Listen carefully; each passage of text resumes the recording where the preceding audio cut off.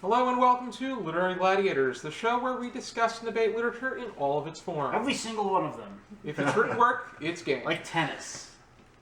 Let's meet the panel. Hi, I'm Larry. Hi, I'm Breanna. I'm Charlie. And I'm Josh. I'm also hungry. Alrighty. Me too. Me 3. Me 4. Me 5. Alright, you win. Yay! What are we going over today, Laney? We are discussing Norwegian Wood by Haruki Murakami. I know someone who's a Murakami enthusiast on the panel. Yep. Great book. Alrighty. What's the first question? Do you feel Western culture plays a huge role in this novel? If so, in what ways? Absolutely. The Beatles. Just the title. It is a Beatles song that was in its own way inspired by the affair that John Lennon had with Yoko Ono when he was still with Cynthia Powell. And believe it or not, fun fact of the day is I met Ringo when I was 13. Do you remember? Cool. Nice. Yes. Nice. I saw a picture when I went to Charlie's house. So He's got the drum head. I have a drum head sign that he signed. Did you see his induction into the Rock and Roll Hall of Fame? I saw it. as a solo artist, yes. Yeah, just this past year. Mhm. He was. I couldn't stop myself from crying. I'm like, he's finally made it. I love the way he carries himself. He's really cool. He's always He's pieces very of nice. He's Yeah. when I met him, he's like, why are you here? I'm like, I wanted to meet you. He's like, and Mhm. One thing led to another. yeah. And he said, you're not going to allow, you can't touch my drums. What about your drums? If you know who Sheila E. is, she was a session drummer. She plays with Prince and all these other artists. Long story short, guys want her for her, I want her for her drum set. Of course, take good care of her. But otherwise- great book. Great book. From the end of World War II Nice track. onward, Western culture in general had an influence in Japan, and Oh, yeah. it has really, if you see Japan, there's a lot of reflections to the way that they are advanced in their music, the way that they're advanced in They had the bullet train, their that's- in their architecture. Mhm. Yes. The television is just they have the kind of inspiring television production that we have in America and in more Western countries. Ninja Warrior, which is Eastern, it's Eastern ideas, but with a Western twist. Iron Chef is just that whole idea, And what was this? The late 60s, and then right? that inspired us too. Oh, Yeah, I mean, we took Godzilla from them and loved it. And they've obviously taken a lot of things from us that they love as well. And it's pervasive in the book. I mean, there's so many references to Western Music. literature. Toru loves to read Western stuff. He was reading The Magic Mountain when he went to the cabin on the woods. when he went to the living Yeah. facility. Everybody was like, they were shocked. But that was quite a reaction. That would be like me giving up cookies. Also interesting that he was reading Endymion by Hermann Hesse, which Hesse was known for the complete opposite. He was interested in informing the West about Eastern culture. Mm. So most of his works were inspired by the East. I love yeast, especially in my bread. Oh, you said east. East, yes. So I That's thought you interesting. said So yeast. He's Stop reading. talking about food, Charlie. I'm sorry, I was actually making a Patrick Star reference. He's reading. He's a Japanese student reading about Eastern culture as it's intended to be read by a Western. Yes. So it seems like he's quite infatuated with it. But it's not just him. Like, a lot of the characters in the book Mhm. are really into it. Naoko, right, is a huge Beatles fan. Mhm. Naoko and Rico. Rico plays Beatles tunes on the guitar. Yes, Nagasawa loves The Great Gatsby. Mm-hmm. So there's tons of. It's just, I guess, all of them. And also other artists in music were mentioned as well. I think Miles. Yeah, there were others. Mm-hmm. Grief. That's one of those works, it's like Perks of Being a Wallflower, where you can list the different references to works of literature, music, just this whole list of things, which if They had anybody ever taught it in high school, which I don't see why it wouldn't be a wild card of a choice, that'd be quite a good way to grip people, even though this is probably more contemporary than the works that are mentioned. Murakami does that a lot, though. Mm-hmm. They're very, like in his works. He always makes it westernized, like the characters and the music. Probably less why Japanese culture. I feel like. Probably why he is one of the more accessible authors in world literature, especially in American culture. Definitely. Ready? Next question. How do you feel about the love triangles between Naoko Toru Kizu and Toru Naoko and Midori? Do you find them to be original or more commonplace? Very confusing, of course. Yeah, it aggravated me. I did my best Very, with the very names. I think that in a way it does make sense. I really don't like love triangles. I think that in many ways it's Like forced, and I think love squares. and I think that in many They're more other even. cases, I would say that there was a love diamond later on, but I just realized a square turned on its side as a diamond. otherwise, Or rhombus. I really find love triangles to be unrealistic, and I think it's very granted. Maybe in high school, a love triangle was more existent, but At that age. if you truly have admiration for somebody, a love triangle is not necessary. But that's just my opinion. I'm not I agree. I'm not a therapist of any Neither kind, am but neither's Dr. Phil. But Yeah, I he really lost his couldn't license. I understand why really- Swerve Oh, felt he that lost way. his license? Couldn't Yeah, understand forever what? ago. Why I couldn't understand why he Oh, felt for that way. saved Like, put him. put myself in his shoes, how he really couldn't. I don't know how that affected both the women, like not being able to decide. Oh, that the whole aspect. Yeah. Yeah. Well, to me, it seems like Toru's character is kind of that's his fatal flaw. I feel like his he moves away from home after Kazuki's suicide in order to cut himself off. Mhm. He pretty much just says it outright. Like he doesn't Mhm. want to let anybody get close to him. Mm-hmm. And then his actions after that kind of support that decision. Yeah. Like he doesn't. I don't think he's really interested in love, because he claims to love, this Naoko, who is emotionally fragile. I mean, she's in a, what do you call? Well, I mean, I don't know how to put it. She's in this emotionally. But I mean, no, but like more literally, she's in a facility of sorts, Her right? recovery. Mm-hmm. Yeah, recovering from a nervous breakdown or whatever it was that she had. And then he's claiming, I'm in love with this person.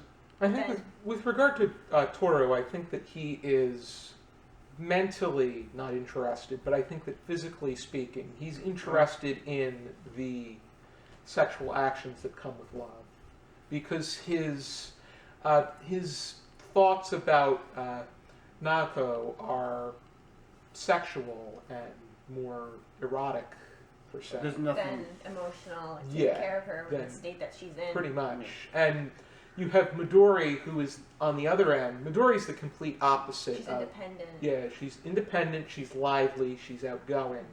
That attracts. And, yeah, which means he does not have to do as much.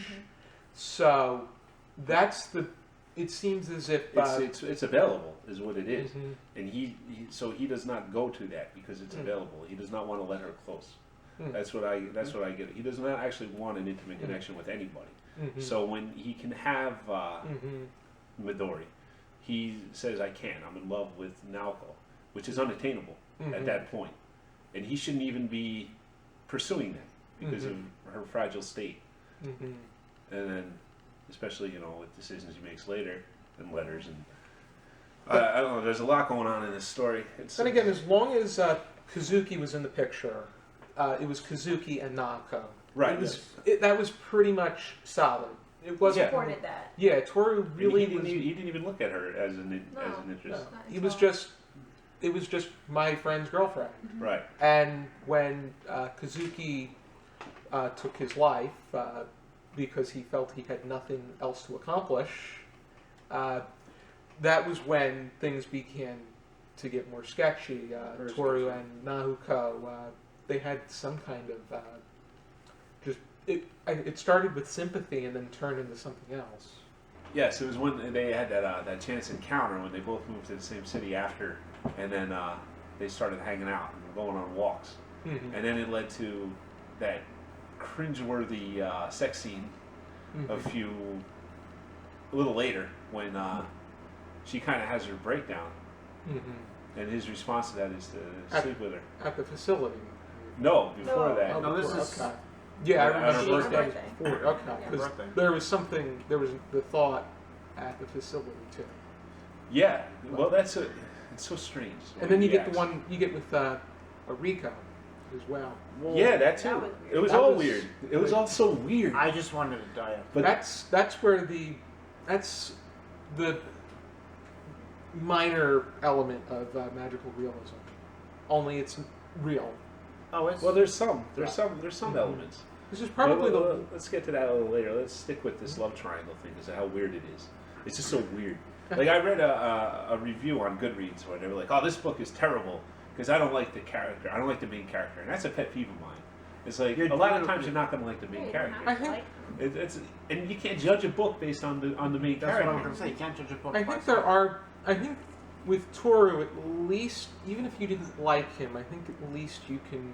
I felt a little bit of sympathy for him. He's to me, he's I a did too. relatable character. He is a relatable character. I agree with But that he's deeply completely. flawed. But you know, some I like think this anybody. review. I think most, Right. just about anybody his age. Look at me, I'm flawed. Everybody's flawed. But the review I read was like, you know, a judgment of the book and a judgment of Toru as if that's one and the same. And it's just ridiculous. You can't do that. How many likes did this review get? How many likes? I don't know. I don't know. I don't remember. But anyway, I just bring it up because it's a pet peeve. But back to the point, like you know, you got these love triangles. You got Toru, who's describes his life as like a muck, right? Oh yeah. Kind of wandering around Like a muck. swamp, he A said. swamp, yeah.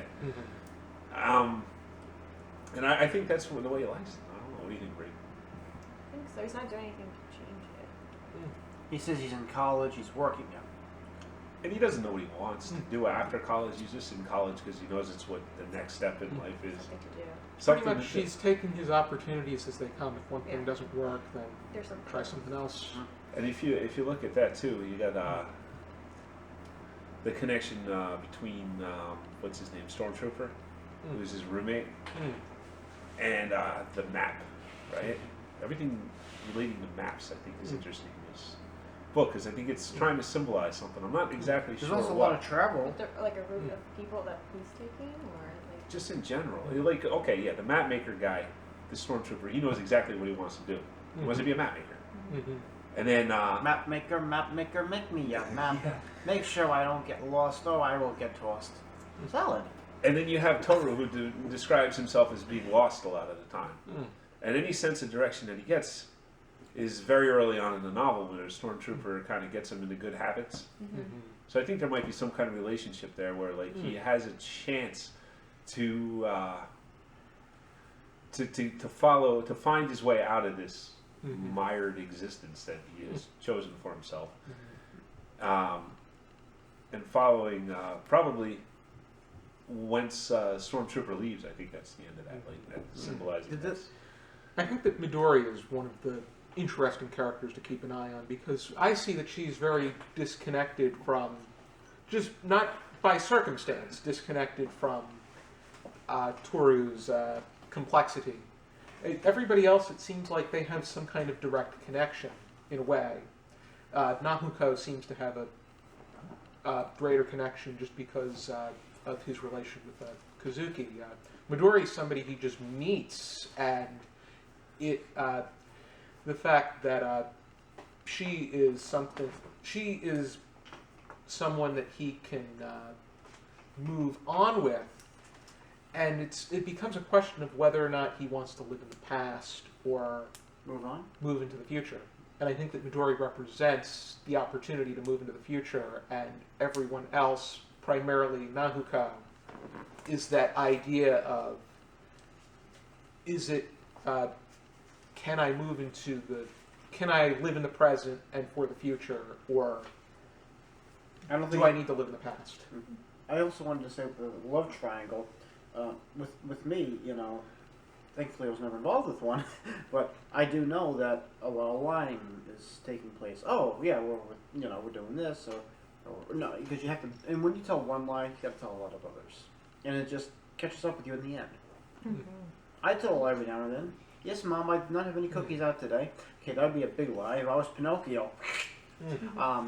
But still, when you lie like something like that, especially to somebody who is in a very, very fragile state of mind, and you lie to her like that, or him, or whoever, role reversal, you don't do that. That in my book, you just don't lie to somebody like that. I agree that I don't think lying is a very good No, lying isn't strategy. good. Unless But you know what? You tell a little white lie every now and then, like, "Oh, honey, you missed my anniversary." That's obviously something you wouldn't lie about. But I lie too myself. Okay, sometimes I lie in bed all day, and fun. But no, seriously, you got to be able to accept the consequences at the end. Whatever. Next question. Would you say that there are any of Murakami's signature elements of magical realism in this novel? If so, do you feel it makes it more accessible for the reader? I think this is his least traditional, but I think that in a way it makes it more accessible, and I think that this is a good way to introduce yourself to what he writes about without the complexity that comes with the hallucinations that come with magical realism.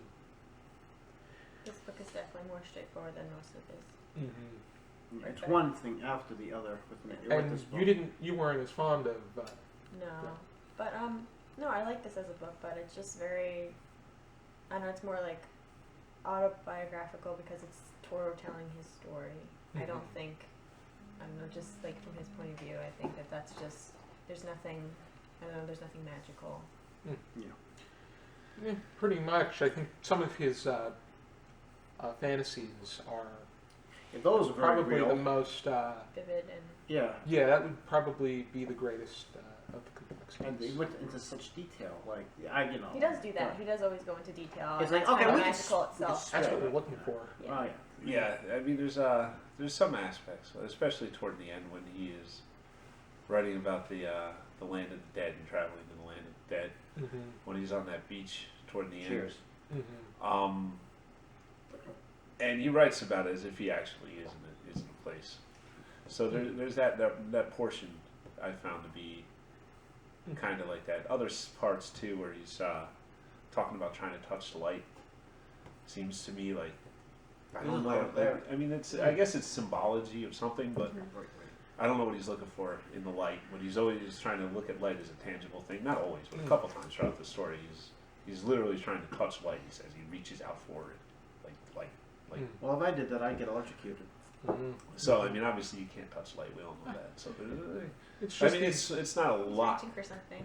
it's these ideas He's that reaching people for that have, cookie that you but can't reach. It's they on the can top be shelf. it can be interpreted as magical realism, but it's not to the point. It's more realistic than many of his others. I do need to read more from him, but I do. Bree's the one that has read most. Yeah, I've read one other. I read the Wind Up Bird Chronicles, and I just think it's interesting. The idea of wells, Bree. Like, They mention it in this book too. yeah, exactly. Like the field well in the beginning is mentioned, and then Yeah. in the Wind Up Birds, it's like most of the Literally book gets takes place stuck at the in bottom of a well. Yeah. And I just wonder, what it is about the well. Like, what do you think? Kind of like falling, like Oh yeah. finding yourself like deep in, like losing, like just in the other book he like gets scared about being alone in the bottom of the well, not Being able to so see. disconnected that Yeah, you have like to away figure out from- if you're. Can't get out of where he is. And I feel And like that's that's important in this book too. Yeah.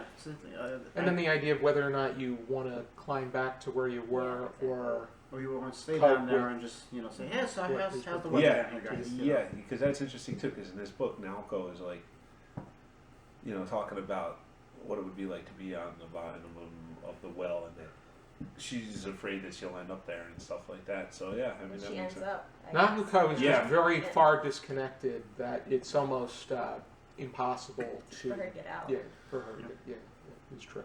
I think with this particular author, I think that the stories kind of serve as a conduit, I guess, or whatever you want to say, like a vehicle, for conveying emotion. I think that's his primary goal. I think is to convey emotion, and I think that's what he uses the magical realism for, is to try to get across a feeling.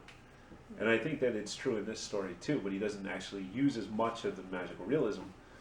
But to me, I mean, this is a book about feeling. Like that's what I think. I think the story is like that. Like it's trying to get that across. Like that's the point. I know I read that suicides were very high in the time when this book came out in Japan. So I think there might be something in the tone of the book that people find very relatable when they're surrounded by a lot of death. A lot of literary figures also committed suicide. Yasunari Kawabata,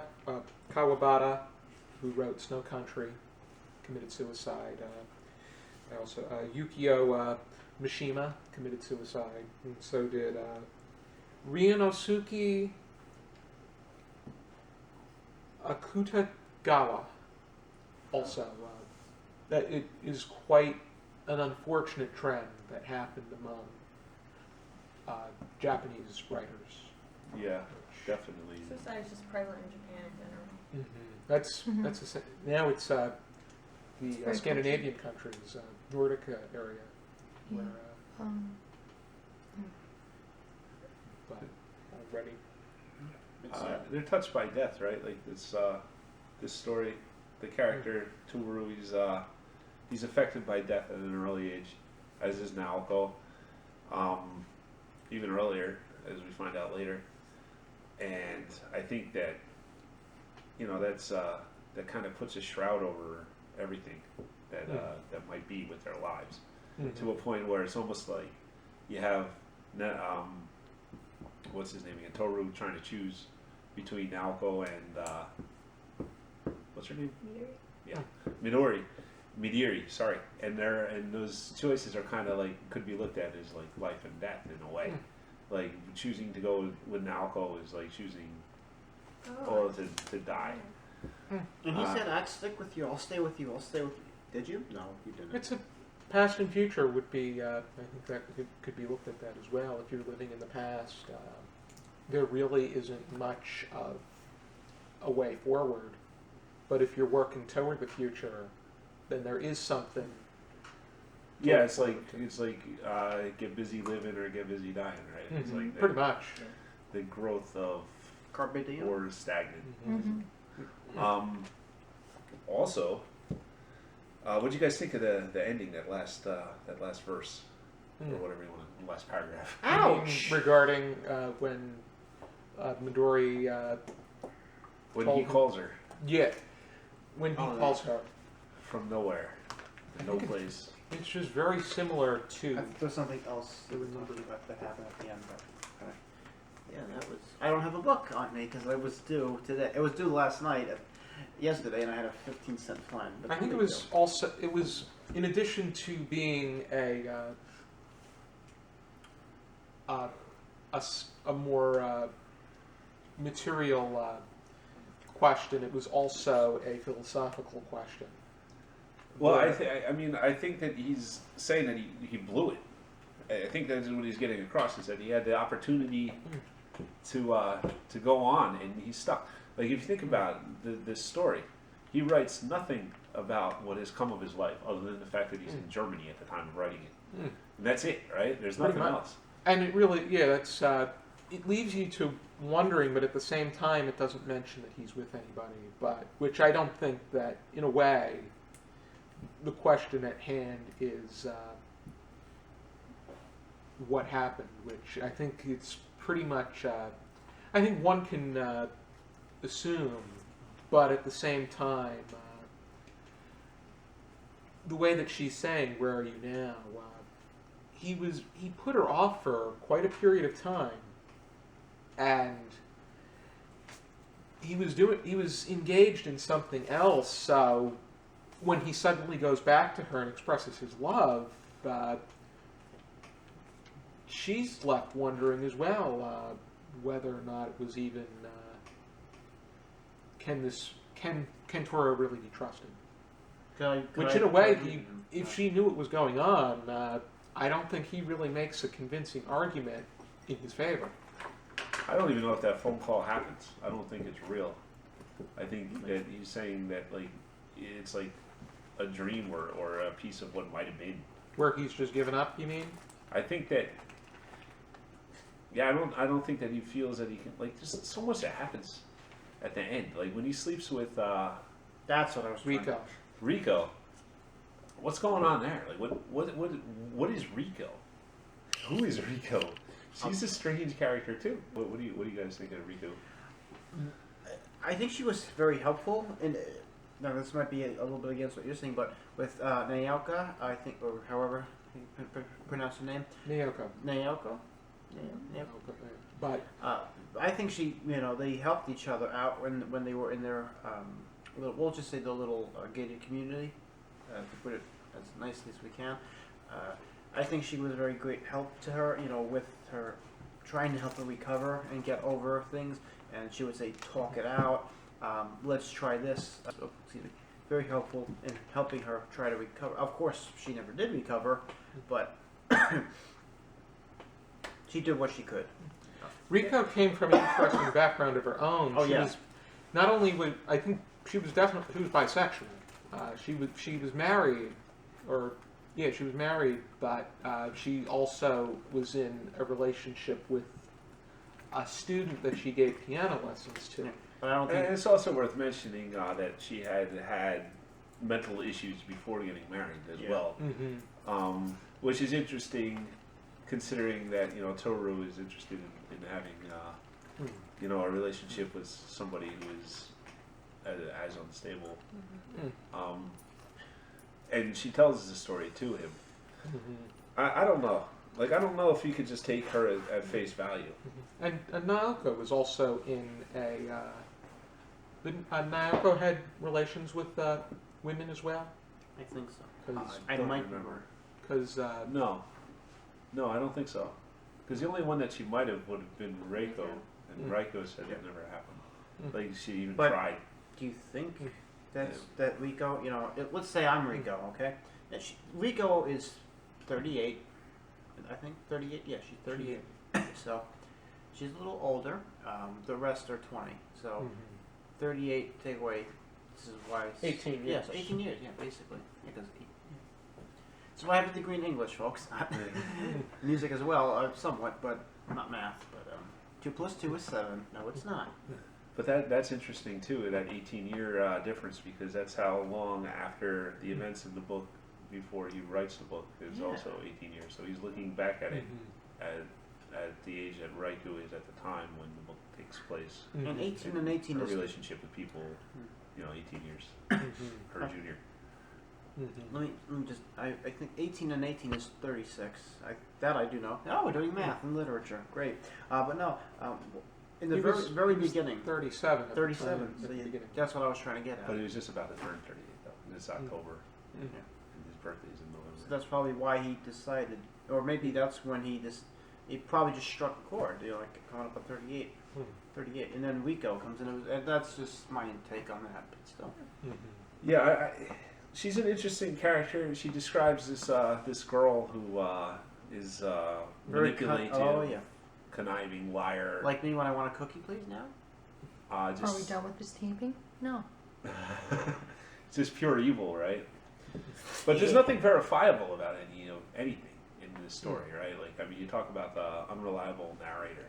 I mean, even that review I was reading about Toru, and how he equated some to the book. He's like, but Toru lies all the time. And then he says he doesn't lie. Like, what's going on with that? Mm-hmm. So I mean, I think there's a lot to that too. Like where you kind of have to accept everything that these people say at face value. Mm-hmm. And I don't know if that's if there's more going on under the surface than you can just take everybody's word for what happened. Like You can't see what's underneath until you go like this. Mm-hmm. Like when a dog is digging for a bone. Mm-hmm. But you can smell it. I don't know. Maybe it's just all because I'm looking for meaning in something that Or when is you're just shoveling not snow, there. then you look for the Not gold. everything has meaning. Sometimes things are just meant to entertain. Exactly. Yeah. Ready? Anybody have any final thoughts? Great book, but wow, threw me off. Just gotta read it a couple times, I think. It's very affecting. Yeah. I will say, I like this author. I like to read these books. Whenever I find myself reading one of his books, I am kind of transfixed. Like I fly through it. And, Yeah, Murakami is really gripping. It sucks Yeah. you in. Yeah, I agree with that. It's you make your way through his books pretty quickly. it just seems like everything's always on the verge of happening. You And then he can't makes you stop. wait. You gotta keep going. Yeah, and then he makes you wait. Like Toru's waiting, so you're waiting, so everybody's waiting. But also, if you think about it, this takes place back in the late '60s, early '70s. That's the peak of rock and roll, drugs, and sex. And I know I'm saying it out of order, but still, everything back then was like, yes, Woodstock happened in 1969. It also happened in 1994 and 1999. We're not going to go there because I was only very little. Like, what's going on? Don't watch this, Charlie. You're too young for that. What's going on? But still, Already on a scale from 0 to 5 stars, what would you give this book? All right, I give it a 4. Bree? 4.5. 4. The judges have their scores. I give it 4 stars as well, just like I did on Goodreads. Interested in checking out this novel? Here is the intriguing looking cover. Very, I really like this and his other original covers. They're redoing his covers, but these reflect him so much more, I would say. I'll leave a link down below to where you will be able to find it. Be sure to join us next time for another episode of Literary Gladiators. For now, keep reading. Bye. Bye.